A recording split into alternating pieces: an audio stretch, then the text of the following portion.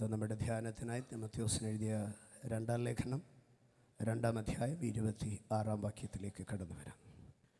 തിമോഥെയോസിന് എഴുതിയ രണ്ടാം ലേഖനം 2-ാം അധ്യായം 26-ാം വാക്യം. പിശാചിനാൽ പിടിപെട്ട് കുടുങ്ങിയവരാകയാൽ അവർ സുബോധം പ്രാപിച്ച് അവൻ്റെ കെണിയിൽ നിന്ന് ഒഴിഞ്ഞ് ദൈവേഷ്ടം ചെയ്യുമോ എന്നും വെച്ച് അവരെ സൗമ്യതയോടെ പഠിപ്പിക്കേണ്ടതും ആകുന്നു. വിശുദ്ധ പൗലോസിൻ്റെ ജീവിതത്തിൻ്റെ സായാഹ്നമെടുക്കുമ്പോൾ തൻ്റെ നിര്യാണകാലം അടുത്തു എന്ന താൻ മരിക്കാറായി എന്നറിയുന്ന സമയത്ത് തിമോഥെയോസിന് എഴുതുന്ന ഒരു ലേഖനമാണ്.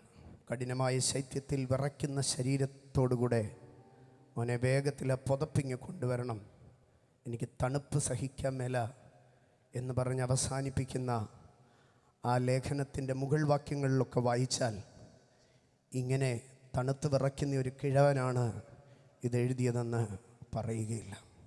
അപ്രകാരം തീവ്രമായിരിക്കുന്ന ഒരു ലേഖനമാണ് ഈ ലേഖനം. ഈ 2-ാം അധ്യായത്തിൻ്റെ പ്രാരംഭ ഭാഗത്തിൽ അദ്ദേഹം പറയുകയാണ്, എൻ്റെ മകനെ, ക്രിസ്തയേശുവിലുള്ള കൃപയാൽ ശക്തിപ്പെടുക. നീ ശക്തനായിരിക്കണം. പക്ഷെ നിൻ്റെ ശക്തി ഏതിലായിരിക്കണം? ദൈവത്തിൻ്റെ കൃപയിലായിരിക്കണം. ചിലർ തങ്ങളുടെ പക്കൽ പണം കൂട്ടിവെച്ച് ആ പണത്തിനകത്ത് ശക്തരാകാൻ പരിശ്രമിക്കുന്നുണ്ട്. ചിലർ പരിചയങ്ങളെ വളർത്തിക്കൊണ്ട്, ബന്ധങ്ങളെ വളർത്തിക്കൊണ്ട് ബന്ധങ്ങളിൽ കൂടെ ശക്തരാകാൻ പരിശ്രമിക്കുന്നുണ്ട്. ചിലർ തങ്ങൾ ഏതെങ്കിലും ഒരു പൊസിഷനകത്ത് കയറി ഇരുന്നിട്ട് ആ സംഘടനയിൽ കൂടെ ശക്തരാകാൻ പരിശ്രമിക്കുന്നുണ്ട്. പക്ഷേ എൻ്റെ മകനെ തിമോഥെയോസേ, ഞാൻ നിന്നിൽ കണ്ട ഒരു കണ്ണുനീരിൻ്റെ അനുഭവമുണ്ട്. 1-ാം അധ്യായത്തിൽ അതാണ് പറയുന്നത്. നീ കരഞ്ഞ് പ്രാർത്ഥിക്കുന്ന ഒരു മനുഷ്യനാണ്. കരഞ്ഞ് പ്രാർത്ഥിക്കുന്ന ഒരു മനുഷ്യൻ പണത്തിനകത്തല്ല. കരഞ്ഞ് പ്രാർത്ഥിക്കുന്ന ഒരു മനുഷ്യൻ ബന്ധങ്ങൾക്കകത്തല്ല. കരഞ്ഞ് പ്രാർത്ഥിക്കുന്ന ഒരു മനുഷ്യൻ സംഘടനയ്ക്കകത്തല്ല. എൻ്റെ മകനെ, നീ ശക്തനായിരിക്കണം.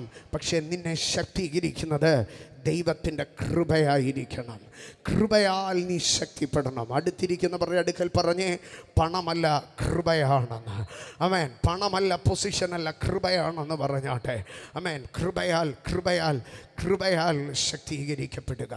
1-2 വാക്യങ്ങളിൽ ആമേൻ, നീ കൃപയാൽ ശക്തീകരിക്കപ്പെട്ട് കഴിയുമ്പോൾ വിശ്വസ്തരായ ചിലരെ ദൈവം നിൻ്റെ കൂടെ നൽകുമെന്ന് പറയുകയാണ്.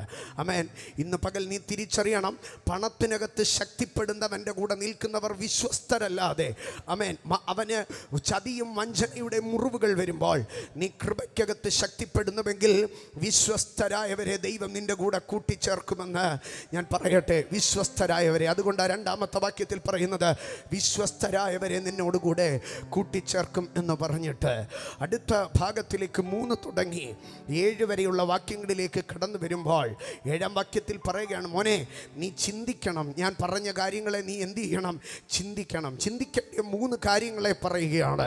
ക്രിസ്തീയ ശുശ്രൂഷ മണ്ഡലത്തിൽ 3 തലത്തിലായിരിക്കും ക്രിസ്തീയ ശുശ്രൂഷയുള്ളത്. ഒന്ന്, ഒരു ഭടനെ പോലെ നീ ശുശ്രൂഷ ചെയ്യണം. As A soldier. 3-ാം വാക്യത്തിൽ പറയുകയാണ്, നീ ഒരു ഭടനായിരിക്കണം. നീ ഒരു ഭടനെ പോലെ ആമേൻ ശുശ്രൂഷ ചെയ്യണം. നീ ആയിരിക്കുന്നത് ദൈവരാജ്യത്തിൻ്റെ ഒരു പട്ടാളത്തിലാണെന്നോ, നീ ആയിരിക്കുന്നത് ഒരു ഉല്ലാസ കപ്പലിലല്ല, നീ ആയിരിക്കുന്നത് ഒരു പടക്കപ്പലിലാണെന്ന് നീ തിരിച്ചറിഞ്ഞുകൊണ്ട് ആമേൻ നീ ഒരു ഭടനായിരിക്കണം. ഭടന് മാത്രം ഉണ്ടായിരിക്കുന്ന ഒരു പ്രത്യേകതയുണ്ട്.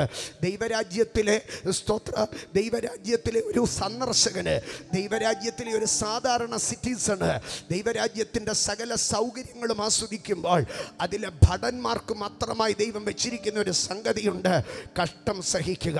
എൻ്റെ സഹോദരങ്ങളെ, ലോകത്തിലുള്ള എല്ലാ അപ്പനും അമ്മയും പറയുന്ന ഒരു വാക്കുണ്ട്, ഞാൻ അനുഭവിച്ച കഷ്ടം എൻ്റെ കുഞ്ഞുങ്ങൾ അനുഭവിക്കരുത്.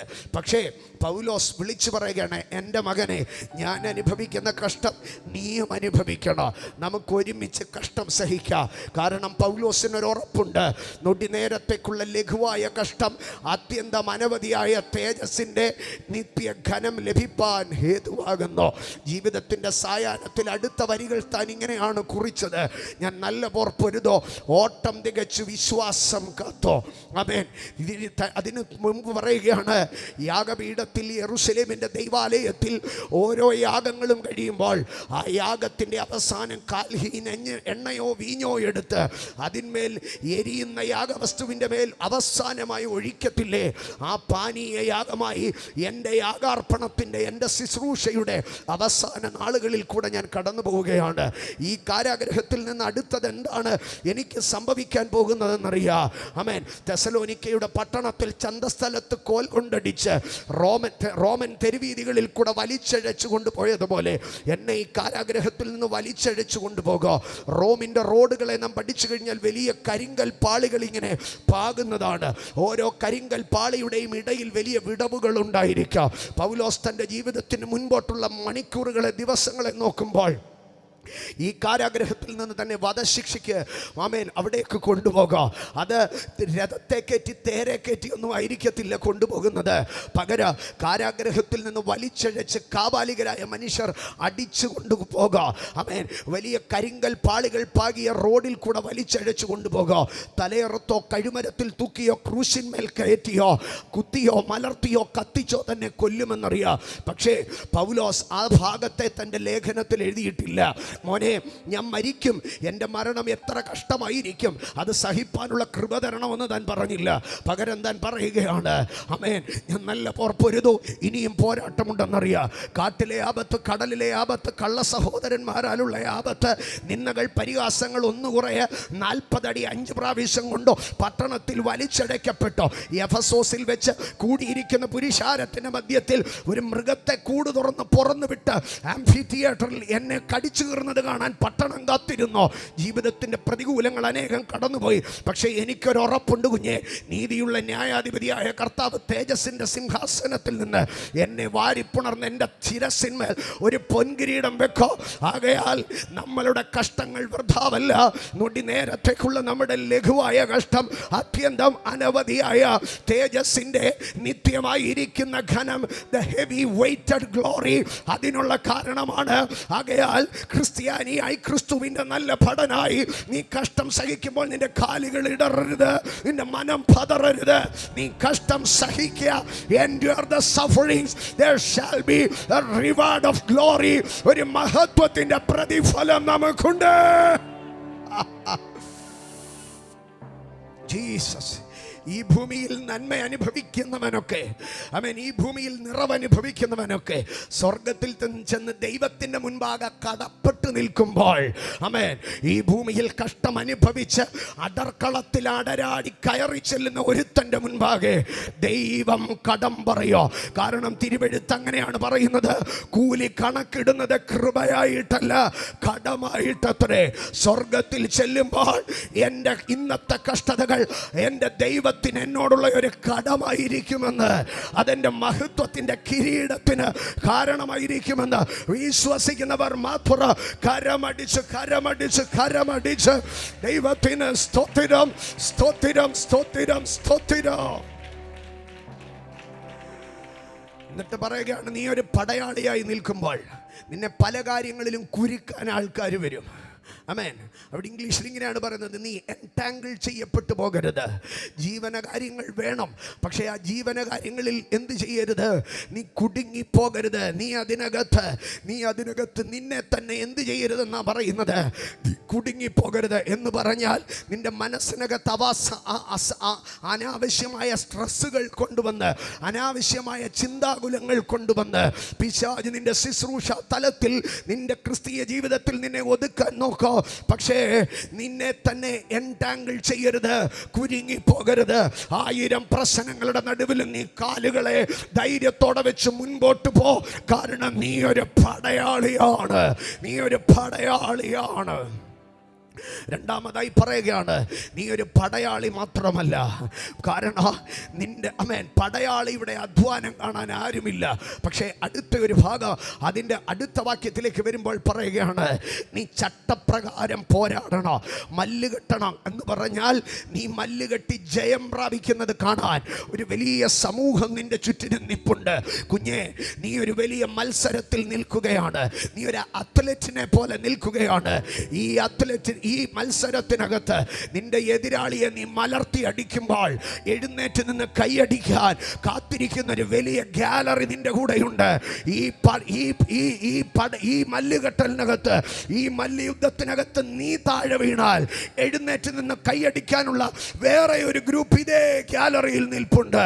നിനക്കൊരു പക്ഷേ ഈ ഗാലറിയിലേക്ക് നോക്കിയാൽ നിനക്ക് അനുകൂലമാരാ നിനക്ക് പ്രതികൂലമാരാണെന്ന് അറിയത്തില്ല. പക്ഷെ നീ വീഴുമ്പോൾ ഒരു കൂട്ടർ എഴുന്നേറ്റ് നിന്ന് കൈയടിക്കുക, അത് നിന്റെ ശത്രുപക്ഷമാണ്. പക്ഷേ നീ എഴുന്നേൽക്കുമ്പോൾ, നിന്റെ ശത്രുവിനെ നീ മലർത്തി അടിക്കുമ്പോൾ, നിന്റെ ഗാലറിയിൽ വേറെ ഒരു കൂട്ടർ എഴുന്നേൽക്കോ.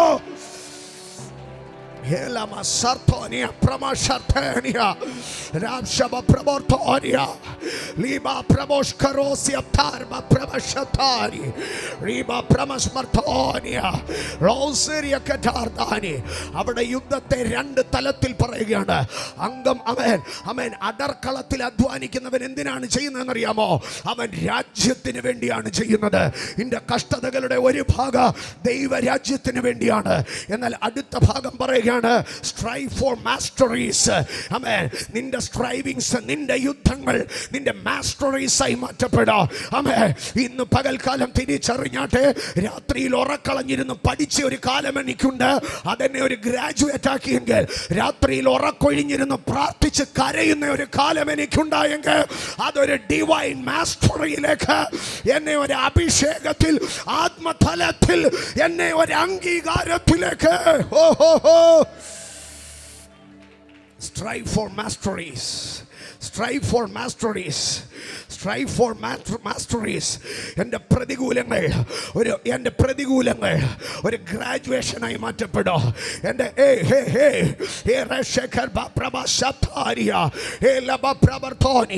എൻ്റെ പ്രതികൂലങ്ങൾ ഒരു കോൺവെക്കേഷൻ സെറമണിയായി മാറ്റപ്പെടും. പക്ഷെ അവിടെ ഒരു കാര്യം പറയുകയാണ്. ആമേൻ.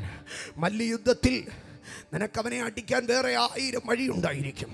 പക്ഷേ നീ സിസ്റ്റത്തിനകത്തെ നിൽക്കാവൂ. നീ പ്രമാണം വിട്ടൊരു വാക്ക് പറയരുത്. നീ കൃപ വിട്ടൊരു വാക്ക് പറയരുത്. ആമേൻ.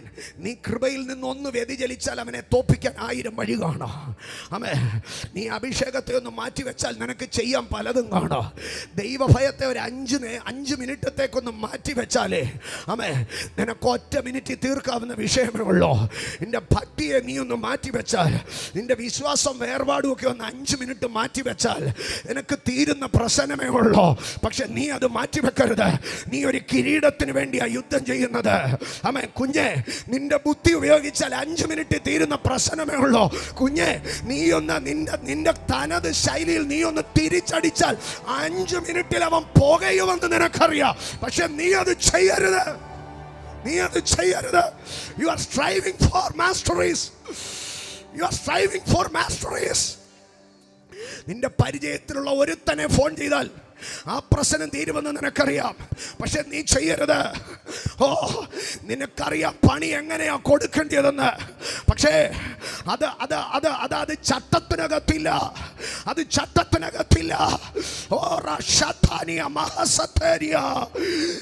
You are striving for masteries. പണി കൊടുക്കാൻ അറിയാൻ മേലഞ്ഞിട്ടല്ല. പക്ഷേ ഞാൻ നിൽക്കുന്ന യുദ്ധക്കളം ഒരു കിരീടത്തിന് വേണ്ടി, ഒരു വിജയത്തിന് വേണ്ടിയാ. ഞാൻ അയോഗ്യനാക്കപ്പെടത്തില്ല. എൻ്റെ ബുദ്ധിയിൽ ഞാൻ പ്രവർത്തിച്ച്, എൻ്റെ കഴിവിൽ ഞാൻ പ്രവർത്തിച്ച്, എൻ്റെ ബന്ധങ്ങളിൽ ഞാൻ പ്രവർത്തിച്ച് ഞാൻ അയോഗ്യനാക്കപ്പെടത്തില്ല. ആമേൻ. ഇന്ന് പകലാധരം തുറന്നു പറ, ആമേൻ, ഞാൻ അയോഗ്യനാക്കപ്പെടത്തില്ല. There is no other option for me. ഇന്ന് പകൽ അങ്ങനെ തന്നെ നമ്മളോട് പറ, there is no other option for me. പ്രാർത്ഥിക്കുന്നതല്ലാതെ, ദൈവാശ്രയമല്ലാതെ, ദൈവകൃപയിൽ ചലിക്കുന്നതല്ലാതെ എനിക്കൊരു ഓപ്ഷൻ ഇല്ല, എനിക്കൊരു ഓപ്ഷൻ ഇല്ല, എനിക്കൊരു ഓപ്ഷൻ ഇല്ല. ദൈവകൃപയ്ക്കകത്തുള്ള സിസ്റ്റം അല്ലാതെ എനിക്ക് വേറെ ഒരു ഓപ്ഷൻ ഇല്ല. കാരണം ഐ ആം സ്ട്രൈവിംഗ് ഫോർ മാസ്റ്ററീസ്. അവൻ കള്ളക്കളി കളിച്ച് എന്നെ തോപ്പിക്കാൻ നോക്കിയേക്കാം, അവൻ അഭ്യാസം കാണിച്ച് എന്നെ ഒരുപക്ഷെ വീഴ്ത്തിയേക്കാം. പക്ഷെ ഞാൻ വീണാലും കിരീടം എനിക്ക് ലഭിക്കും. ജീസസ്. ഗോദയിൽ നിനക്കെതിരെ നിൽക്കുന്നവൻ കള്ളക്കളി കളിച്ച് നിന്നെ തള്ളിയിട്ടാൽ ഒരുപക്ഷെ നീ വീണെന്ന് കളിയറിയാത്തവൻ പറഞ്ഞേക്കും. പക്ഷേ കളിയറിയുന്ന ആത്മമണ്ഡലത്തിൽ ചലിക്കുന്നവൻ, ദൈവരാജ്യത്തിൽ ചലിക്കുന്നവൻ, കൃപയ്ക്കകത്ത് ചലിക്കുന്നവൻ, കളിയറിയാത്തവൻ പറഞ്ഞേക്കും നിന്നെ തോപ്പിച്ചെന്ന്. കളിയറിയാത്തവൻ പറഞ്ഞേക്കും നീ വീണെന്ന്. പക്ഷെ കളിയറിയുന്നവൻ, ദൈവരാജ്യത്തിൽ ചലിക്കുന്നവൻ,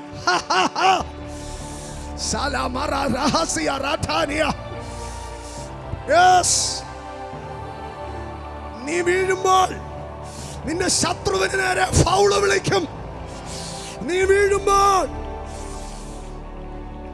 ആത്മമണ്ഡലത്തിൽ ചരിക്കുന്ന ദൈവ പൈതലേ, ചതി കൊണ്ട് നീ വീണേക്കാം, വഞ്ചന കൊണ്ട് നീ വീണേക്കാം. കളിയറിയാത്തവൻ പറഞ്ഞു കാണും നീ വീണെന്ന്, കളിയറിയാത്തവൻ പറഞ്ഞു കാണും നീ തോറ്റെന്ന്. പക്ഷേ കളിയറിയുന്ന ഒരുത്തനുണ്ട്, നിന്റെ ഇടയിൽ നിൽക്കുന്ന ഒരു നീതിയുള്ള റഫറിയുണ്ട്. അവൻ കാട് വെക്കും, അവൻ ഫൗള് വിളിക്കും. ഇന്നത്തെ നിന്റെ സങ്കടം, ഇന്നത്തെ നിന്റെ പരാജയം, അത് ശത്രുവിന്റെ ഫൗളാണ്. നിന്നെ തോപ്പിച്ചെന്ന് അവൻ കരുതുന്നു, പക്ഷെ അത് അവന്റെ ഫൗൾ പ്ലേ ആണ്.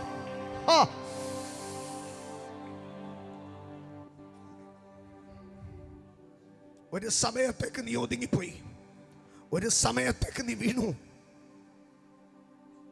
എഴുന്നേക്കാൻ വയ്യാതെ നീ കിടന്നു. പക്ഷെ കളി കണ്ട് ഒത്തിരി പേര് ചിന്തിച്ചു നീ വീണെന്ന്. പക്ഷെ കളി കാണുന്നവരല്ലല്ലോ മത്സരത്തിന്റെ ഫലം നിർണയിക്കുന്നത്. മല്ലയുദ്ധത്തിൽ ജയിക്കുന്നവന്റെ കൈ പിടിച്ച് റഫറി ഉയർത്തും. പക്ഷേ നീ വീണപ്പോൾ നിന്നെ വീഴ്ത്തിയവന്റെ കൈ ദൈവം ഉയർത്തിയില്ല. പകരം പോക്കറ്റിൽ കിടന്ന ഒരു റെഡ് കാർഡ് എടുത്ത് ഉയർത്തിയിട്ട് പറഞ്ഞു, ഔട്ട്. ഇന്ന് പകൽ നിന്നെ വീഴ്ത്തിയെന്ന്, നിന്നെ അങ്ങ് ഇല്ലാണ്ടാക്കിയെന്നും ഒക്കെ ചിലർ കരുതുന്നില്ലേ? സ്വർഗം അവന്റെ നേരെ ഫൗള് വിളിച്ചിരിക്കുന്നു. സ്വർഗം അവന്റെ നേരെ ഫൗള് വിളിച്ചിരിക്കുന്നു. ലോകം നിന്നെ ഫെയിൽ വിളിച്ചപ്പോൾ സ്വർഗം നിന്റെ ശത്രുവിന്റെ നേരെ ഫൗള് വിളിച്ചിരിക്കുന്നു. ഇന്ന് പകൽ ദൈവസന്നിധിയിൽ നിന്ന് പറ, there is no other option for me. കൃപയല്ലാതെ, വിശുദ്ധിയല്ലാതെ,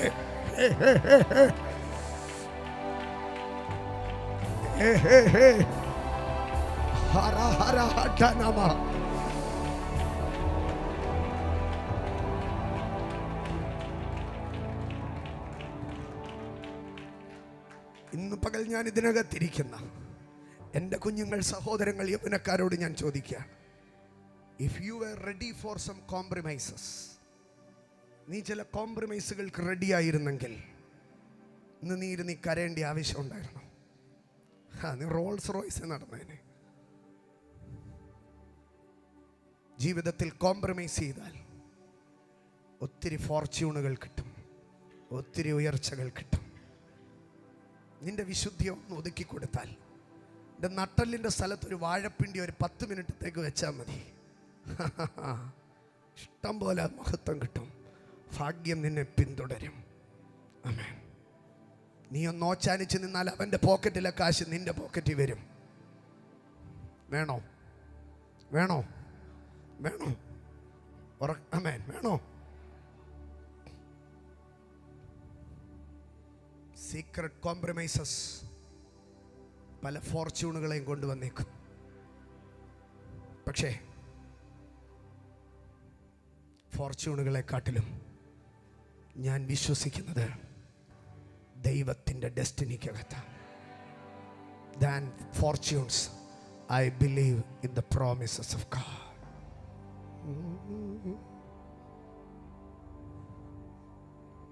നാഥനു മുൾമുടി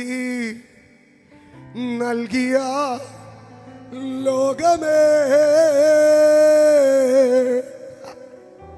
നീ തരും പേരെനിക്കെന്തിനാ നാഥനു മുൾമുടി നൽകിയ ലോകമേ നീ തരും പേരെനിക്കെന്തിനാ നാഥനു മുൾമുടി നൽകിയ ലോകമേ നീ തരും പേരെനിക്കെന്തിനാ നാഥനു മുൾമുടി നൽകിയ ലോകമേ നീ തരും പേരെനിക്കെന്തിനാ നീ തരും പേരെനിക്കെന്തിനാ നീ തരും പേരെനിക്കെന്തിനാ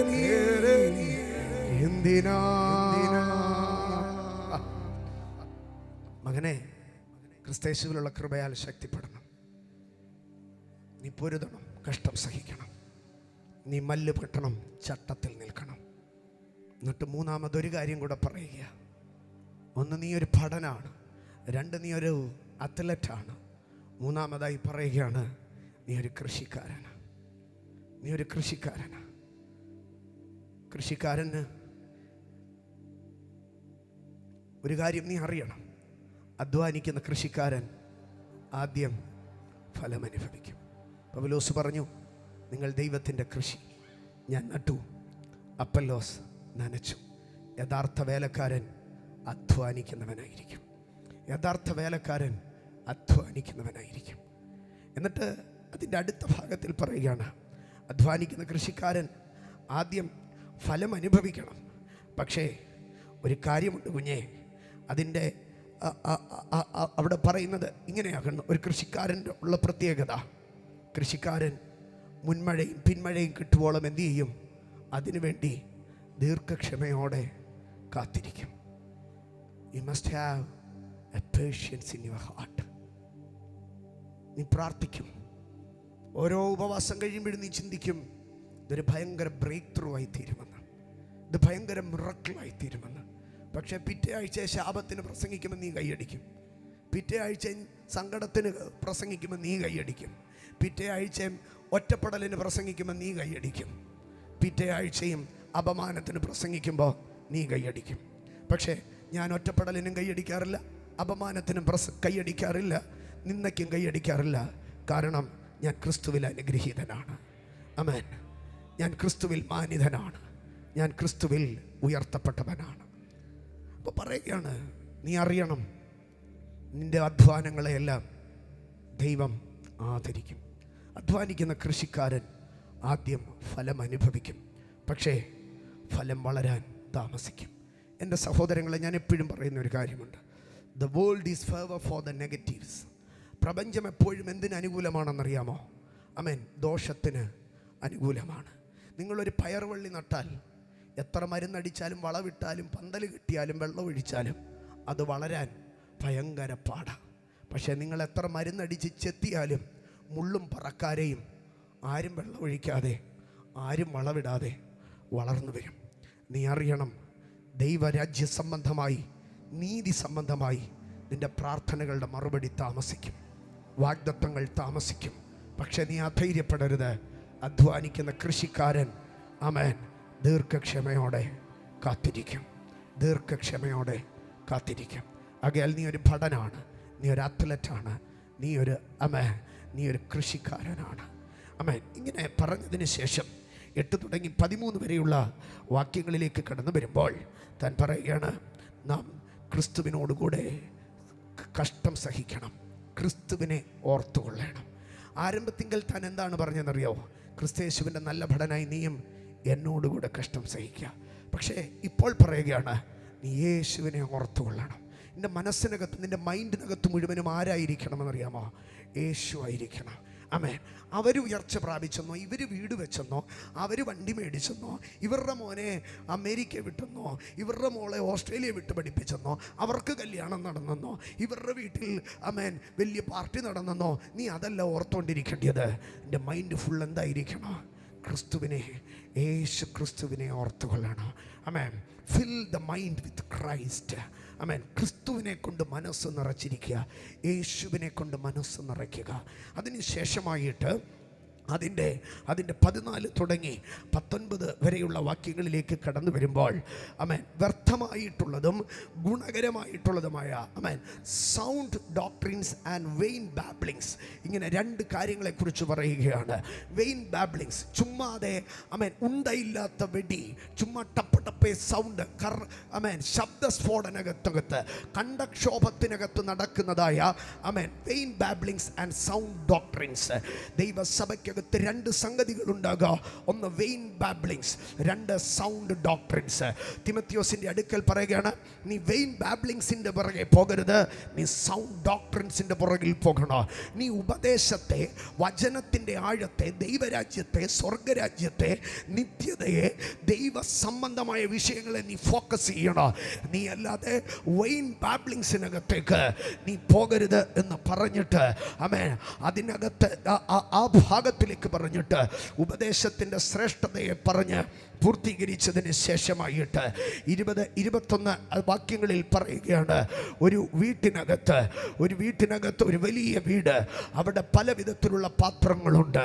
അവിടെ പൊന്നും വെള്ളിയും കൊണ്ടുള്ള പാത്രമുണ്ട്, ആമേൻ, മരം കൊണ്ടുള്ള പാത്രമുണ്ട്, മണ്ണ് കൊണ്ടുള്ള പാത്രങ്ങളുണ്ട്. ആമേൻ. ചിലത് മാനകാര്യത്തിന് ഉപയോഗിക്കും, ചിലത് ഹീനകാര്യത്തിന് ഉപയോഗിക്കാം, ചിലത് മെയ്ഡ് വ്യത്യാസമായിരിക്കും, ചിലത് യൂസ് വ്യത്യാസമായിരിക്കാം. പക്ഷേ നീ മെയ്ഡല്ല ഉദ്ദേശിക്കേണ്ടത്, നീ യൂസ് ചെയ്യുന്ന മെത്തേഡല്ല ചിന്തിക്കേണ്ടത്. നിന്റെ കാസ്റ്റ് അല്ല, നിന്റെ ക്രീഡ് അല്ല, നിന്റെ കളറല്ല, നിന്റെ ഫാമിലി അല്ല നീ ചിന്തിക്കേണ്ടത്. നിന്നെ മനുഷ്യൻ എങ്ങനെ പരിഗണിക്കുന്നുവെന്നുള്ളതല്ല നീ ചിന്തിക്കേണ്ടത്. പകരം നിന്റെ മൈൻഡിനകത്ത് എന്തായിരിക്കണമെന്നറിയാമോ? നീ യജമാനന് വേണ്ടി ഒരുങ്ങിയിരിക്കുക. ആമേൻ. ദൈവത്തിന് വേണ്ടി ഉപയോഗിക്കപ്പെടണം. എൻ്റെ സഹോദരങ്ങളെ, ആമേൻ, എൻ്റെ ഫാമിലി ഏതാ, എൻ്റെ കുടുംബക്കാരേതാ, അതല്ല എന്നെ ബാധിക്കുന്ന വിഷയം. എൻ്റെ ദൈവം എന്നെ ഉപയോഗിക്കുന്നത് ഏത് വിഷയത്തിനൊന്നുമുള്ള അല്ല വിഷയം. എനിക്കൊരൊറ്റ വിഷയമേ ഉള്ളൂ, എൻ്റെ ദൈവത്തിന് വേണ്ടി. അതിൻ്റെ അടുത്ത വാക്യത്തിൽ അങ്ങനെയാണ് പറയുന്നത്, യജമാനന് വേണ്ടി ആമേൻ ഏതൊരു വേലയ്ക്കും ഒരുങ്ങിയിരിക്കുന്ന മാനപാത്രമായിരിക്കണം. അതിനെന്ത് ചെയ്യണം? പൊന്നുകൊണ്ടുള്ള പാത്രങ്ങളെ വിട്ടകലണം, മരം കൊണ്ടുള്ള പാത്രങ്ങളെ വിട്ടകലണം, മണ്ണുകൊണ്ടുള്ള പാത്രങ്ങളെ വിട്ടകന്നിട്ട് ആ പാത്രത്തിൻ്റെ ആഗ്രഹം എന്തായിരിക്കണമെന്നറിയാമോ? തന്നെത്താൻ വെടിപ്പാക്കിക്കൊണ്ടേ ഇരിക്കുക. അപ്പോൾ തിമോത്തിയോസിന്റെ അടുക്കൽ ശുശ്രൂഷയ്ക്കകത്തെ ക്രിസ്തീയ ജീവിതത്തിന്റെ വിശുദ്ധിയെക്കുറിച്ച് പറഞ്ഞ് പൗലോസ് കയറുകയാണ്. ഇനിയും വീണ്ടും അടുത്തതായിട്ട് കടന്നു വരുമ്പോൾ അതിൻ്റെ 22 വാക്യത്തിലേക്ക് വരുമ്പോൾ പറയുകയാണ്, വേർപെട്ട നീ നിൻ്റെ സ്വന്തം മോഹങ്ങളെ, ആമേൻ, ഒരു പേഴ്സണൽ സാങ്ക്ടിറ്റിയെ കുറിച്ച് പറഞ്ഞ് ഒരു ഹോളി പ്യൂരിറ്റി ലൈഫിനെ കുറിച്ച് താൻ അവിടെ പറയുകയാണ്. അതിന് ശേഷത്തിലേക്ക് താൻ കടന്നു വരുമ്പോൾ 24 തുടങ്ങി 26 വരെയുള്ള വാക്യങ്ങളിൽ ആമേൻ സൗമ്യതയോടുകൂടെ ഉപദേശിക്കണം എന്ന് പറയുകയാണ്. ഞാനതിലെ 2 വാക്യങ്ങളെയാണ്, 2 വാക്കുകളെയാണ് ഇന്ന് പകൽക്കാലം ധ്യാനിപ്പാൻ ആഗ്രഹിക്കുന്നത്. ഞാൻ ഇത്രയും മുഖപുരയായിരുന്നു പറഞ്ഞത്. ഞാൻ 2 വാക്കുകളെയാണ് അതിനകത്ത് പറയുവാൻ ആഗ്രഹിക്കുന്നത്. 2-ാം അധ്യായം 25-ാം വാക്യത്തിലേക്ക് ആദ്യം കടന്നു വരാം. 2-ാം അധ്യായം 25-ാം വാക്യം. മലയാളത്തിൽ ആ വാക്യം അത്ര കറക്റ്റ് അല്ല, എങ്കിലും ഞാൻ മലയാളത്തിൽ ആദ്യം ആ വാക്യം വായിക്കാം. വിരോധികൾക്ക് ദൈവം സത്യത്തിൻ്റെ പരിജ്ഞാനത്തിനായി മാനസാന്തരം നൽകുമോ എന്നും 26-ാം വാക്യത്തിലേക്ക് വരുമ്പോൾ ആമേൻ, അവർ പിശാചിനാൽ പിടിപെട്ട് കുടുങ്ങിയവരാകയാൽ അവർ സുബോധം പ്രാപിച്ച് അവൻ്റെ കെണിയിൽ നിന്ന് ഒഴിഞ്ഞ് ദൈവേഷ്ടം ചെയ്യുമോ എന്നും വെച്ച് അവരെ സൗമ്യതയോടെ പഠിപ്പിക്കേണ്ടതുമാകുന്നു. ബൈബിളുകളെ അടച്ചാട്ടെ. ഞാൻ ഇതിനകത്ത് 25-ാം വാക്യത്തിലേക്ക് കടന്നു വരുമ്പോൾ അവിടെ പറയുന്ന ഒരു ഭാഗമുണ്ട്. അവിടെ ഇങ്ങനെ നമുക്ക് കാണുവാൻ കഴിയും, ഒപ്പോസ് ദംസെൽവ്സ്. നോട്ട് എഴുതുന്നുണ്ടെങ്കിൽ എഴുതിക്കോ. 1-ാമത്തെ ഭാഗം ആമേൻ, ഒപ്പോസ് ദംസെൽവ്സ്. ഒരു കൂട്ടർ എന്ത് ചെയ്യുകയാണെന്നറിയാമോ? Oppose themselves. ഇനി 26-ാം വാക്യത്തിലേക്കൊന്ന് കടന്നു വരാമോ? 26-ാം വാക്യത്തിൽ പറയുകയാണ്, റിക്കവർ ദംസെൽവ്സ്. themselves. പാഷൻ ട്രാൻസ്ലേഷനിൽ ഇങ്ങനെയാണ് പറയുന്നത്, those who rediscover themselves. those who rediscover themselves. നീ ആരാണെന്ന് നീ എന്ത് ചെയ്യണോ? ആമേൻ, നീ കണ്ടുപിടിക്കണോ. നീ ആരാണെന്ന് നീ കണ്ടുപിടിക്കണോ. നിന്റെ വിളി എന്താണെന്ന്, നിന്റെ നിയോഗം എന്താണെന്ന്, നിന്റെ പൊട്ടൻഷ്യൽ എന്താണെന്ന്, നിന്റെ വാഗ്ദത്തം എന്താണെന്ന് നീ കണ്ടുപിടിക്കണം. Rediscover your self. അപ്പം സഭയെ, സമൂഹത്തെ മുഴുവനോ പൗലോസ് രണ്ട് ഗ്രൂപ്പായി വേർതിരിക്കുകയാണ്. 25-ാം വാക്യത്തിൽ പറയുകയാണ് those who oppose themselves. 26-ാം വാക്യത്തിൽ പറയുകയാണ് those who recover themselves. ഇന്ന് പകൽക്കാലം ഞാൻ പറയട്ടെ, നിന്റെ റിക്കവറിയും നിന്റെ കയ്യിലാണ്, നിന്റെ ഒപ്പോസിഷനും നിന്റെ കയ്യിലാണ്. നിന്റെ റിക്കവറിയും നിന്റെ കയ്യിലാണ്, നിന്റെ ഒപ്പോസിഷനും നിന്റെ കയ്യിലാണ്. ഇന്ന് പകൽ ചിന്തിച്ച് നോക്കിയാട്ടെ, ഹൂ ഈസ് ഒപ്പോസിങ് മീ? എൻ്റെ മാമനാണോ, എൻ്റെ മാമിയാണോ, എൻ്റെ ചിറ്റപ്പനാണോ, എൻ്റെ കുടുംബക്കാരാണോ? ആരാണ് നിന്നെ ഒപ്പോസ് ചെയ്യുന്നത്? ആമേൻ. എൻ്റെ സഹപ്രവർത്തകനാണോ? ഒരു വരുത്തൻ വന്നിട്ടുണ്ട്, അവനാണോ എന്നെ ഒപ്പോസ് ചെയ്യുന്നത്? എൻ്റെ അയൽക്കാരനാണോ എന്നെ ഒപ്പോസ് ചെയ്യുന്നത്? എൻ്റെ വീട്ടുകാരാണോ എന്നെ ഒപ്പോസ് ചെയ്യുന്നത്? എൻ്റെ കുഞ്ഞിൻ്റെ കൂടെ പഠിക്കുന്ന കൊച്ചാണോ അവനെ ഒപ്പോസ് ചെയ്യുന്നത്? എൻ്റെ സഹോദരങ്ങളാണോ? Who is opposing you? Bible പറയുകയാണ്, ആമേൻ, those who oppose themselves, you are opposing yourself. എന്നാൽ 2-ാം വാക്യത്തിൽ പറയുകയാണ്, അവരെ നീ മാറ്റിയെടുക്കണം. അവരാരായി തീരണം? they should recover themselves. ആമേൻ. ഇന്ന് പകൽക്കാലം പറയട്ടെ, I will not be a person who oppose myself, but I shall rediscover myself, I shall recover myself. ഇന്ന് പകൽക്കാലം പരിശുദ്ധാത്മാവ് ചിലരുടെ മേൽ ഒരു അഭിഷേകത്തെ കൈമാറുകയാണ്, to recover yourself. ആമേൻ. ഉറങ്ങുന്നവരൊക്കെ കണ്ണുകളെ തുറന്ന് ആമേൻ സന്തോഷത്തോടെ ദൈവവചനത്തിന് സ്തോത്രം പറഞ്ഞാട്ടെ. ഉറങ്ങി ഞാൻ എൻ്റെ ജീവിതത്തെ ഞാൻ തന്നെ മുടിക്കത്തില്ല. ആമേൻ. പകരം കേട്ട് പ്രാർത്ഥിച്ച് ഞാൻ തന്നെ എൻ്റെ ജീവിതത്തെ പണിതെടുക്കുക. ആമേൻ. Do not oppose yourself but recover yourself. ആമേൻ. അടുത്തിരിക്കുന്നവർക്ക് കരം കൊടുത്തിട്ട് പറഞ്ഞേ, do not oppose yourself but recover yourself. ഇന്ന് പകൽ ഞാൻ എൻ്റെ കുഞ്ഞുങ്ങളുടെ അടുക്കൽ, ആമേൻ, എൻ്റെ കുട്ടികളുടെ അടുക്കൽ പറയുന്നു, do not oppose yourself but recover yourself. ഇന്ന് പകൽക്കാലം ഒരു തീരുമാനമെടുത്താട്ടെ, എൻ്റെ അനുഗ്രഹങ്ങളെ ഞാൻ ഒപ്പോസ് ചെയ്യത്തില്ല, എൻ്റെ നന്മകളെ ഞാൻ ഒപ്പോസ് ചെയ്യത്തില്ല, എൻ്റെ വിശാലതയെ ഞാൻ ഒപ്പോസ് ചെയ്യത്തില്ല, എൻ്റെ ജീവിതത്തിൻ്റെ അടുത്ത തലങ്ങളിലേക്ക് ഞാൻ പ്രവേശിക്കാതെ ഞാൻ എന്നെ ഒപ്പോസ് ചെയ്യത്തില്ല. പകരം I shall recover myself. that they may recover themselves. ആമേൻ. ഇന്ന് പകൽ ഞാൻ പറയട്ടെ, പൗലോസ് തിമോത്തിയോസിന്റെ അടുക്കൽ പറയുക, തിമോത്തിയോസെ, നീ പഠിപ്പിക്കുക, അവരവരെ തന്നെ വിടുവിക്കട്ടെ. നീ പഠിപ്പിക്കുക, അവരവരെ തന്നെ വിടുവിക്കട്ടെ. ഇന്ന് പകൽക്കാലം ഞാൻ വചനം പഠിപ്പിക്കുക, നിങ്ങളുടെ മേൽ ഇറങ്ങുന്ന അഭിഷേകത്തിനകത്ത് നിങ്ങളെ തന്നെ റീഡിസ്കവർ ചെയ്യുക, നിങ്ങളെ തന്നെ റിക്കവർ ചെയ്യുക. ഇന്ന് പകൽക്കാലം ഈ ആരാധന നിന്നെ ഒരു അഭിഷേകത്തിന്റെ അധികാരത്തിലേക്ക് കൊണ്ടുപോവുകയാണ്. You shall recover yourself. Jesus. ഒരു മാരുതി 800 കുഴിയിൽ പോയാൽ പൊക്കിയെടുക്കണമെങ്കിൽ എന്ത് വേണം? നാട്ടുകാർ കൂടണം, കെട്ടിവലിക്കാൻ വല്ല വണ്ടിയും കൊണ്ടുവരണം. പക്ഷേ ഒരു ലാൻഡ് ക്രൂയിസർ കുഴിയിൽ വീണാൽ അതിനെ പൊക്കിയെടുക്കാൻ ആര് വേണം? അവൻ തന്നെ അങ്ങ് കയറി പോരുന്നോളൂ സാറേ. ഇന്ന് പകൽക്കാലം ഞാനൊരു മാരുതി 800 അല്ലെന്നേ, ഞാനൊരു ഓഫ് റോഡറാണ്. അതുകൊണ്ടാണ് ദൈവം യാക്കോബിൻ്റെ അടുക്കൽ പറഞ്ഞത്, യാക്കോബേ, ഞാൻ പുതിയതും മൂർച്ചയേറിയതുമായ ഒരു മെതിവണ്ടിയാക്കി നിന്നെ നിർത്തിയിരിക്കുന്നു. പ്രൈസ് ലോ ഹോർത്തോനിയ പ്രമശേനിയ ബുൾഡോസർ പലരെയും പൊക്കുന്നത് ഞാൻ കണ്ടിട്ടുണ്ട്, പക്ഷെ ബുൾഡോസറിനെ ആരും പൊക്കുന്നത് ഞാൻ കണ്ടിട്ടില്ല. ബുൾഡോസർ ചരിഞ്ഞാലോ അവൻ്റെ കൈകുത്തി അവനിങ്ങനെ നേരെ നിന്നിട്ട് എരച്ചു കയറി വരുന്നതേ ഞാൻ കണ്ടിട്ടുള്ളൂ. ഇന്ന് പകൽക്കാലം നീ പറഞ്ഞാട്ടെ, അവേ, എനിക്കൊരു ക്രെയിൻ വരണ്ട, എനിക്കൊരു റിക്കവറി വാൻ വരണ്ട, പകരം ഐ ഷാൽ റിക്കവർ മൈസെൽഫ്. ഇന്ന് പകൽ നീ ഒരു ഓഫ് റോഡറാണ്, നീ ഒരു ഓഫ് റോഡറാണ്. ഇന്ന് പകൽക്കാലം നീ വിശ്വസിച്ചാട്ടെ, ഞാൻ 12 ഇഞ്ചിന്റെ വീലിനകത്ത് ഉരുളുന്ന ഒരു ഉരുണ്ട വണ്ടിയല്ല. യെസ്, കുഴി കണ്ടാൽ നിർത്തി ബ്രേക്ക് ചവിട്ടി ഒതുക്കി പോകുന്ന 12 ഇഞ്ചിന്റെ ഒരു ഉണ്ടവണ്ടി അല്ല ഞാൻ. പകരം ഞാൻ ഒരു ഓഫ് റോഡറാണ്.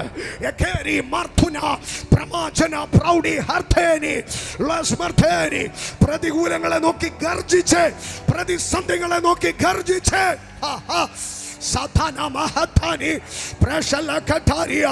ഒരു മിനിറ്റ് അതരം തുറന്ന് അന്യഭാഷകളിൽ strengthen yourself, strengthen yourself, strengthen yourself.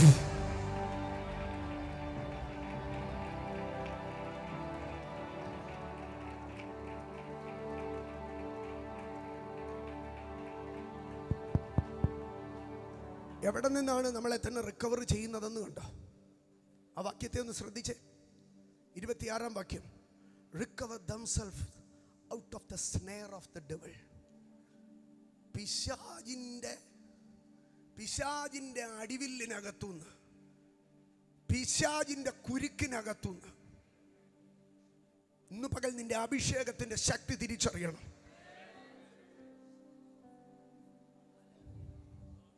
ശിംശോന്റെ മുൻപാകെ പട്ടണത്തിന്റെ വാതിലുകളെ അടച്ചുപൂട്ടിയിട്ടു. ശിംശോൻ താഴ് പൊളിച്ചില്ല, ശിംശോൻ കുറ്റി പൊളിച്ചില്ല. ശിംശോൻ പതുക്കെ കട്ടളയോടുകൂടി ഊരിയെടുത്ത് തോളത്ത് വെച്ചുകൊണ്ട് പുള്ളിക്കാരൻ ആ വഴിക്കങ്ങ് പോയി.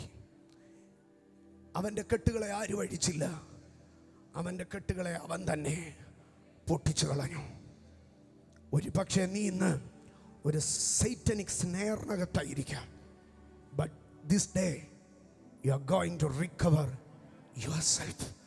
കാരണം അഭിഷേകം നിന്റെ അകത്ത് വസിക്കുക, കൃപ നിന്റെ അകത്ത് വസിക്കുകയാണ്.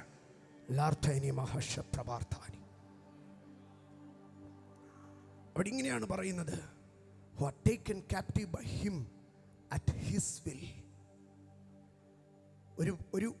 ഒരു ട്രാൻസ്ലേഷൻ ഇങ്ങനെയാണ് എഴുതിയിരിക്കുന്നത്, captive by him for his will. പിശാചിൻ്റെ പരിപാടി നടക്കേണ്ടതിന് വേണ്ടി, പിശാചിൻ്റെ ഇഷ്ടപ്രകാരം പിശാച് കൊണ്ടുപോയ അടിവില്ലിനകത്ത് കെണിക്കകത്ത് പൂട്ടിയിട്ടു. പക്ഷെ ഇവൻ അതിനകത്തുനിന്ന് എന്ത് ചെയ്തെന്നറിയാമോ? പരസഹായമില്ലാതെ അവൻ അടിവില്ലടിച്ച് പൊളിച്ചു കളഞ്ഞിട്ട് വെളിയിൽ വന്നു. You shall recover yourself from the snare of the devil. ഇന്ന് പകൽ ആ സ്നേഹർ ഒരു പക്ഷേ ഒരു രോഗമായിരിക്കാം, ആ അടിവിൽ ഒരു പക്ഷേ ഒരു സ്റ്റാഗ്നൻസി ആയിരിക്കാം, ആ അടിവിൽ ഒരു പക്ഷേ നിന്റെ ജീവിതത്തിൽ വന്നു വീണ ഒരു അപമാനമായിരിക്കാം, ആ അടിവിൽ ഒരു പക്ഷേ നിന്റെ ജീവിതത്തെ നശിപ്പിച്ച ഒരു സങ്കടമായിരിക്കാം. പക്ഷേ ഇന്ന് പകൽ നിന്റെ ഒരു അഭിഷേകത്തോട് from the snare of the devil. Come out.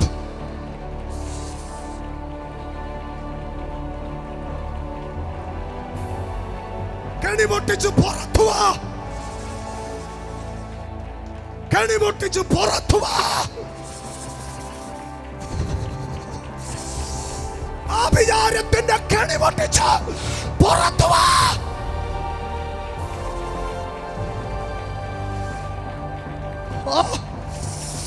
പരിശുദ്ധാത്മാവ് നിന്നെ അഭിഷേകം ചെയ്യുന്നു. കെണി പൊട്ടിച്ച് പുറത്തു വാ.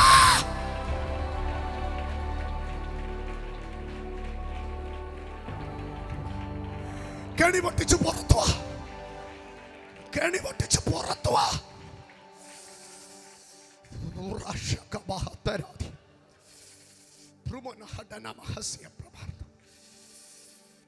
കെണി പൊട്ടി പുറത്തു വാ, പൊട്ടിച്ചു പുറത്തു വാ. Recover themselves out of the snare of the devil. Jesus.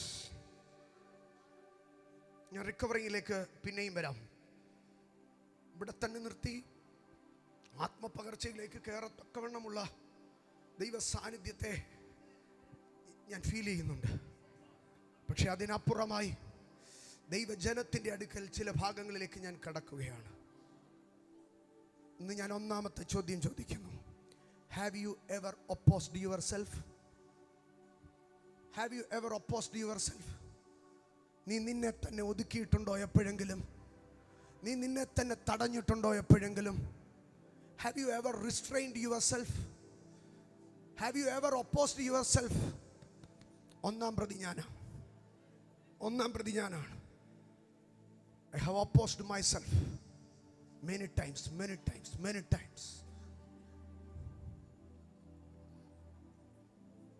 Jesus. പക്ഷെ ഇന്ന് ഈ ആരാധന കഴിയുമ്പോൾ അപ്പായെ ഒരു കൃപ വേണം. Not to oppose myself, but to recover myself.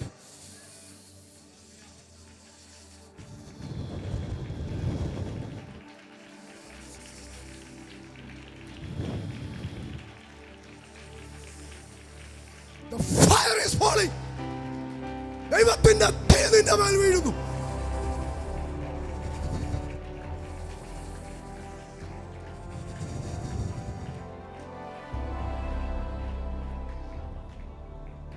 അഭിഷക്തനെ പറയുന്നതൊന്നും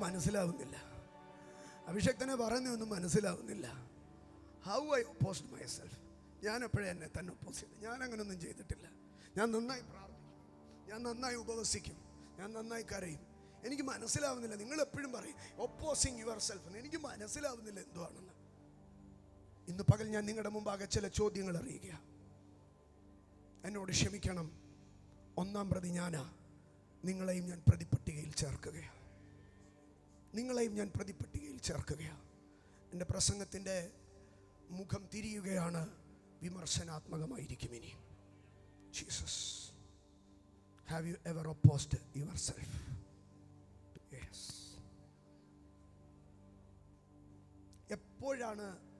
എങ്ങനെയാണ് നമ്മൾ നമ്മളെ തന്നെ ഒപ്പോസ് ചെയ്യുന്നത്? അതിലൊന്നാമത്തെ ഭാഗം നമ്മുടെ നാവ് കൊണ്ട് തന്നെയാണ് നമ്മളെ ഒപ്പോസ് ചെയ്തത്. നമ്മുടെ നാവ് കൊണ്ട് തന്നെ നമ്മൾ ഒപ്പോസ് ചെയ്തു. ഇയ്യോബിൻ്റെ ജീവിതത്തിൽ ഇയ്യോബിനെ ആരെങ്കിലും പ്രാഗിയെന്ന് എഴുതിയിട്ടുണ്ടോ? ഇല്ല. പക്ഷെ ഇയ്യോബിനെ ഒരാൾ പ്രാഗിയെന്ന് എഴുതിയിട്ടുണ്ട്. ആരാണ്? ഇയ്യോബ്. എന്താ പറഞ്ഞത്? ഇയ്യോബ് തൻ്റെ ജന്മദിവസം തുടങ്ങി ശപിച്ചു തുടങ്ങി. ജന്മദിവസത്തെ ശപിച്ചുവെന്ന് പറഞ്ഞിട്ട് അവൻ ജന്മദിവസത്തിൽ നിന്ന് കുറച്ചും കൂടെ പുറമോട്ട് പോയി. അവൻ ലോകം കാണുന്നതിന് മുമ്പ് അമ്മയുടെ ഉദരത്തിൽ കിടന്ന നാളിനെ നോക്കി പറഞ്ഞു, അവൻ ആ അമ്മയുടെ ഉദരത്തിൽ പിണ്ടമായി കിടന്നപ്പോൾ അങ്ങ് ചത്തുപോയിരുന്നെങ്കിൽ പാട്ടുപാടാതെ സ്തോത്രം പറയാതെ പാസ്റ്റർമാർ വന്ന് സാക്ഷി പറയാതെ ആമേൻ 6 അടി മണ്ണെടുക്കാതെ ഒരു കൊച്ചു കുഴി കുത്തിയ പിണ്ടം കുഴിച്ചിട്ടേനെ. അബോട്ടഡ് ആമേൻ, ആർക്കുപോയേനെ. ആമേൻ. ഇയ്യോബേ, നിന്നെ പ്രാഗിയതാരാ? ഞാനാ പ്രാഗി. ഇയ്യോബ് ദൈവത്തിനെതിരെ ഒരു വാക്കും പറഞ്ഞില്ല. പക്ഷെ ഇയ്യോബ് പറഞ്ഞു. ആർക്കെതിരെ? തനിക്ക് നേരെ പറഞ്ഞു. ഇന്ന് പകൽ ഇതിനകത്തിരിക്കുന്ന 99% പേരും ദൈവത്തിനെതിരെ ഒന്നും പറഞ്ഞിട്ടില്ല. പക്ഷേ ഇതിനകത്തിരിക്കുന്ന 99% പേരും നമ്മളെ തന്നെ നന്നായി പറഞ്ഞവരാ. നിന്നെ ഏറ്റവും കൂടുതൽ ചീത്ത വിളിച്ചതാരാണെന്നറിയാമോ? നിന്നെ ഏറ്റവും കൂടുതൽ കളിയാക്കിയതാരാണെന്നറിയാമോ? നിന്നെ കൊണ്ട് ഒരു കാര്യവും നടക്കത്തില്ലെന്ന് നിന്നോട് ഏറ്റവും കൂടുതൽ പറഞ്ഞതാരാണെന്നറിയാമോ? നീ തന്നെയാ പറഞ്ഞത്. സദൃശവാക്യങ്ങളുടെ പുസ്തകം 18-ാം അധ്യായത്തിലേക്ക് കടന്നു വരുമ്പോൾ 18-ാം അധ്യായം 21-ാം വാക്യം അവിടെ ഇങ്ങനെയാണ് പറയുന്നത്: മരണവും ജീവനും നാവിൻ്റെ അധികാരത്തിൽ ഇരിക്കുന്നു. നാവിനൊരു അധികാരമുണ്ട്.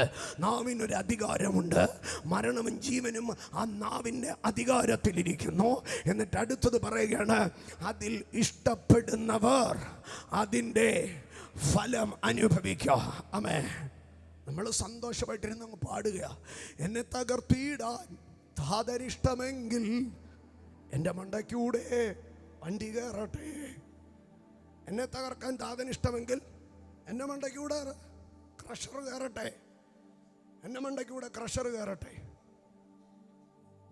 മരണവും ജീവനും നാവിൻ്റെ അധികാരത്തിലിരിക്കുന്നു.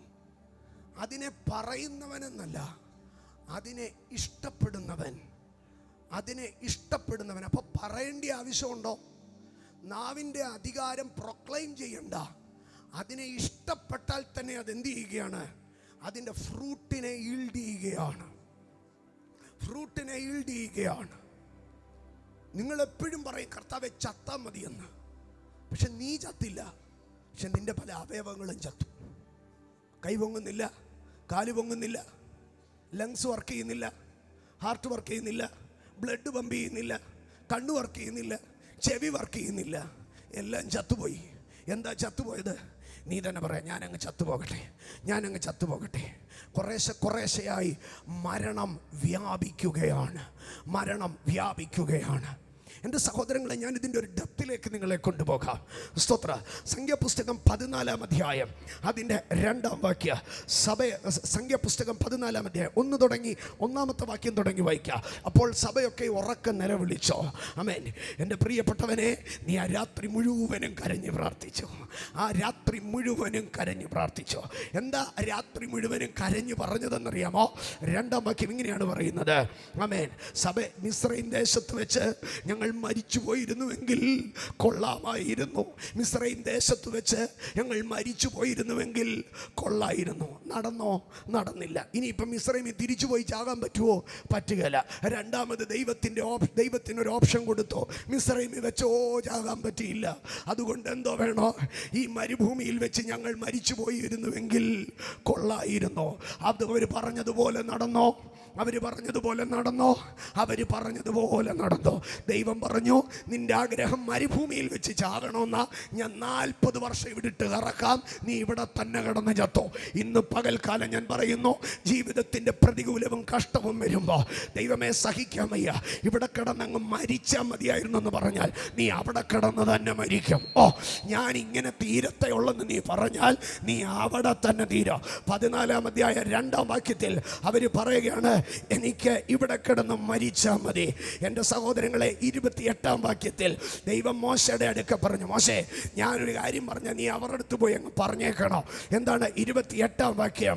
ഞാൻ കേൾക്ക നിങ്ങൾ പറഞ്ഞതുപോലെ തന്നെ എന്നാണ് ഞാൻ നിങ്ങളോട് ചെയ്യുമെന്ന് യഹോവ അരുളി ചെയ്യുന്നു. ഇന്ന് പകൽ നിങ്ങൾ ആ വാക്യം കേട്ടോ. ഞാൻ കേൾക്കെ നിങ്ങൾ പറഞ്ഞതുപോലെ ഞാൻ നിങ്ങളോട് ചെയ്യും. ദൈവം നിങ്ങളോട് എങ്ങനെ ചെയ്യുമെന്നാണ് പറഞ്ഞത്? ദൈവം കേൾക്കെ നിങ്ങൾ പറഞ്ഞതുപോലെ ദൈവം നിങ്ങളോട് ചെയ്യും. ദൈവം കേൾക്കെ നിങ്ങൾ പറഞ്ഞതുപോലെ ദൈവം നിങ്ങളോട് ചെയ്യും. നിങ്ങൾ പലപ്പോഴും പറഞ്ഞു, എന്തോത്തിനാ സഭയിലോട്ട് പോകുന്നതെന്ന്. നിങ്ങൾ പറഞ്ഞതുപോലെ ദൈവം നിങ്ങളോട് ചെയ്തോ. സഭയിൽ വന്നിട്ട് നിങ്ങൾ കൈയും വീശി ഇറങ്ങിപ്പോകും, ഒന്നും നിങ്ങൾക്ക് കിട്ടുകയുമില്ല. ഇന്ന് പകൽക്കാല തിരിച്ചറിയണ, നിന്റെ വായാണ് നിന്നെ ഒപ്പോസ് ചെയ്യുന്നത്. നിന്റെ വായാണ് നിന്നെ ഒപ്പോസ് ചെയ്യുന്നത്. കർത്താവ് പറയുകയാണ്, ഞാൻ ജീവിച്ചിരിക്കുന്നത് പോലെ as truly as I live, ആമേൻ, എന്നെ ചൊല്ലി ഞാൻ സത്യം ചെയ്യുന്നു. എൻ്റെ ചെവിയിൽ കേൾക്കെ നീ പറഞ്ഞതുപോലെ ഞാൻ നിന്നോട് ചെയ്യോ. ഇന്ന് പകൽക്കാല എതിർ പ്രാർത്ഥനയ്ക്കെതിരെ, ശാപത്തിനെതിരെ ഒക്കെ കുത്തിയിരുന്ന് പ്രാർത്ഥിക്കുന്ന എൻ്റെ പൊന്നു പ്രിയപ്പെട്ടവനെ, ആദ്യം നീ നിന്റെ നാവിനെതിരെ പ്രാർത്ഥിക്കുക. യേശുവിൻ്റെ നാമത്തിൽ, യേശുവിൻ്റെ നാമത്തിൽ, യേശുവിൻ്റെ നാമത്തിൽ വായിൽ നിന്ന് പുറപ്പെട്ട എല്ലാ അപശബ്ദങ്ങളും ഇന്ന് പകൽ ദൈവിക അധികാരത്തിൽ ക്യാൻസൽ ആകട്ടെ. ദൈവിക അധികാരത്തിൽ ക്യാൻസൽ ആകട്ടെ. ഞാൻ ഇപ്പം ചാകാം, നീ ഇപ്പം ചത്തില്ല. തമ്പുരാൻ പറഞ്ഞു, ഞാൻ കുറേശ്ശെ നിന്നെ തരാം, കുറേശ്ശെ. 14-2 പറഞ്ഞു, എനിക്ക് മരുഭൂമിയിൽ മരിക്കണം. 28-ാം വാക്യത്തിലേക്ക് വരുമ്പോൾ, 28-ാം വാക്യത്തിൽ കർത്താവ് പറഞ്ഞു, ഞാൻ കേട്ടതുപോലെ നീ പറഞ്ഞതുപോലെ ഞാൻ ചെയ്തു തരാം. ഇന്ന് പകൽക്കാല ദൈവത്തിൻ്റെ സന്നിധിയിൽ പറഞ്ഞാട്ടെ, എൻ്റെ ജീവിതത്തിൻ്റെ ഉയർച്ചയെ തടഞ്ഞത് ഞാനാണ്. എൻ്റെ ജീവിതത്തിൻ്റെ ഉയർച്ചയെ തടയുന്നത് ഞാനാണ്. എൻ്റെ ജീവിതത്തിൻ്റെ ഉയർച്ചയെ തടയുന്നത് ഞാനാണ്. എൻ്റെ സഹോദരങ്ങളെ, ഞാൻ അടുത്ത ഭാഗത്തിലേക്ക് കയറുകയാണ്. ജീവിതത്തിൽ ചില അകൃത്യങ്ങൾ നിങ്ങളെ പിന്തുടരുന്നു. ജീവിതത്തിൽ ചില അകൃത്യങ്ങൾ നിങ്ങളെ പിന്തുടരുന്നു. ഇത് രോഗവും മരണവുമാണ്. 2, ജീവിതത്തിൻ്റെ അകൃത്യങ്ങൾ നിങ്ങളെ പിന്തുടരുന്നു. ആമേൻ. ഈ മരണത്തെ ഇവർ കൊതിച്ചത് മുഖാന്തരം ഇവർ പറഞ്ഞ ഒറ്റ വാക്കാണ്. എന്താണെന്നറിയാമോ? ഇവിടെ കിടന്നങ്ങ് മരിച്ചെങ്കിൽ കൊള്ളാം. ഇവർ പറഞ്ഞത് എന്താണെന്നറിയാമോ? ഇന്ന് തന്നെ മരിച്ചെങ്കിൽ കൊള്ളാം. പക്ഷേ ഇവർ പറഞ്ഞ വാക്കിനെ ദൈവം ഒന്ന് ട്വിസ്റ്റ് ചെയ്തു. നീ മരുഭൂമി മരിക്കണമെന്നല്ലേ പറഞ്ഞുള്ളൂ. ഞാൻ നിനക്കിട്ടിരിക്കുന്ന ആയുസ് 60 വയസ്സാണെങ്കിൽ 60-ാമത്തെ വയസ്സിൽ വയസ്സിലെ നീ എന്തായാലും മരിക്കത്തുള്ളൂ. പക്ഷെ നിന്റെ ആഗ്രഹം എന്താണ്? ഇവിടെ മരിക്കണമെന്ന്. 60-ാമത്തെ വയസ്സ് വരെ ഞാൻ എന്തോ ചെയ്തോളാം, ഞാൻ ഇവിടെ തന്നെ നിന്നെ കറക്കിക്കൊള്ളാം. നീണ്ട 40 സംവത്സരം കനാനെ ഒറ്റുനോക്കിയ 40 ദിവസങ്ങൾ കൊത്തവണ്ണ 40 സംവത്സരങ്ങൾ അവനെ ഈ മരുഭൂമിക്കകത്ത് എന്ത് ചെയ്തെന്നറിയാമോ? ദൈവം ഇട്ട് കറക്കി. എന്നിട്ട് അടുത്ത ഭാഗം പറയുകയാണ്, എൻ്റെ അകൽച്ച നിങ്ങൾ അറിയുമെന്ന്. എൻ്റെ അകൽച്ച നിങ്ങൾ അറിയാം. ഇന്ന് പകൽക്കാലം അതിൻ്റെ 34-ാം വാക്യത്തിൽ പറയുന്നത് എൻ്റെ അകൽച്ച നിങ്ങൾ അറിയാം.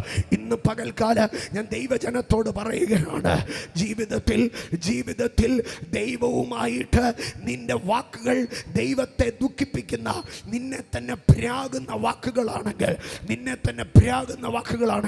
നീ കറങ്ങിത്തിരിയുമെന്ന് മാത്രമല്ല, ആ വാക്യത്തിൻ്റെ അവസാനത്തിൽ മലയാളത്തിൽ അകൽച്ച എന്ന് പറയുമ്പോൾ അതിൻ്റെ അപ്പുറത്തൊരു കാര്യം പറയുകയാണ്, you shall know my breach of promise.